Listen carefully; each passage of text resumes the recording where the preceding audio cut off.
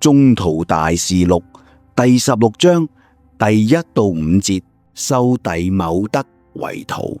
保祿來到了德爾貝和呂斯特辣，在那裏有個門徒名叫弟茂德，是一個信主的猶太婦人的兒子，父親卻是希臘人。在呂斯特辣及伊科尼雍的弟兄們都稱揚他。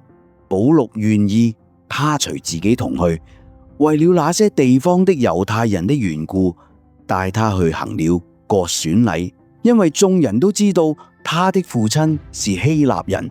當他們經過各城時，就將宗徒和長老在耶路撒冷所擬定的規條交給他們遵守。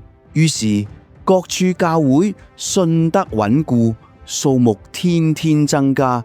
第6到10節，被召往馬其頓，聖神既阻止他們在亞細亞講道，他們就經過夫黎基雅和加拉達地區，到了米色雅附近，想往比提尼雅去。可是耶穌的神不許他們去，遂繞過米色雅，下到了特洛亞。夜間保祿見了一個異象，有個馬其頓人站着，請求他說：請往馬其頓去，援助我們吧。保祿既見了這異象，我們便推知是天主召叫我們給他們宣傳福音，便立即設法往馬其頓去。第11到15節，在斐理伯，我們從特洛亞開船，一直航到撒摩辣克。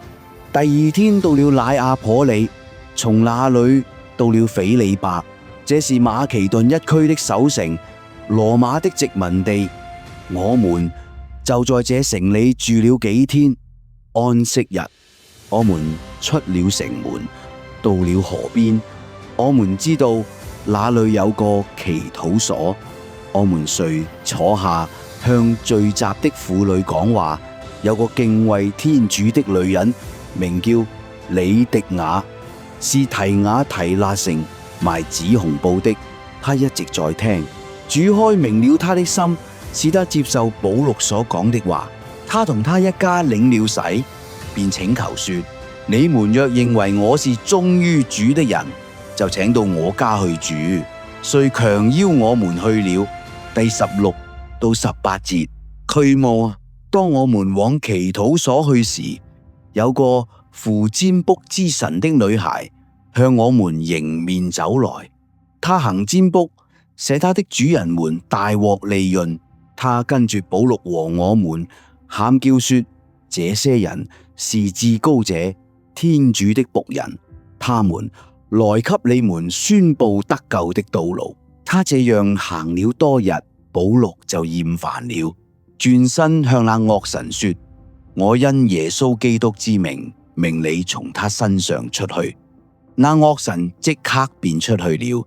第19到24節，與色拉一同坐監，他的主人們見自己獲利的指望已去，便揪住保祿和色拉，拉到街市上去見首領，又帶他們到官長前說：這些是猶太人，他們擾亂我們的城市，竟傳布我們羅馬人所不能接受也不能遵行的規例。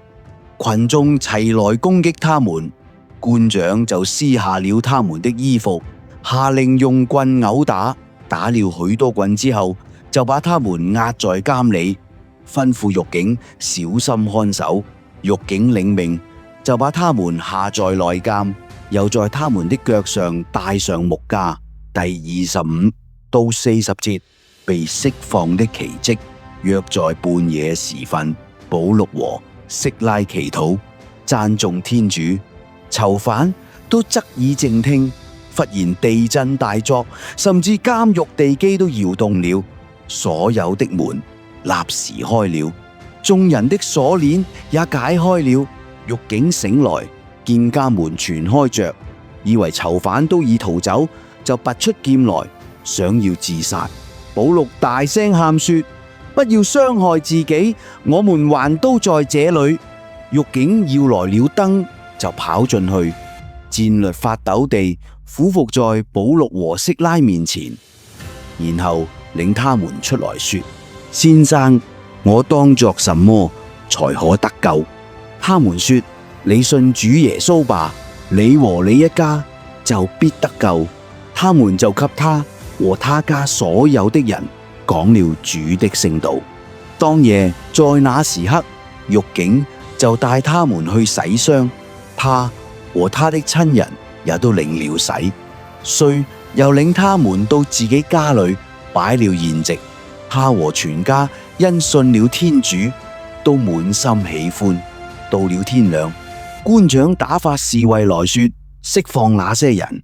獄警就將這話報告給保祿說：官長打發人來釋放你們，所以現在你們出來平安去吧。可是保祿向他們說：我們是羅馬人，還沒有定罪，就公開鞭打我們，又把我們下在監裏，現在卻要秘密地趕我們出去嗎？絕對不可！他們得親自來領我們出去。侍衛就把這話報告給官長，官長一聽他們是羅馬人，就害怕起來，遂來向他們說好話，領出後請求他們離開那城。二人出了監獄，就進了李迪亞的家，會見了弟兄們，鼓勵一番後，便起程走了。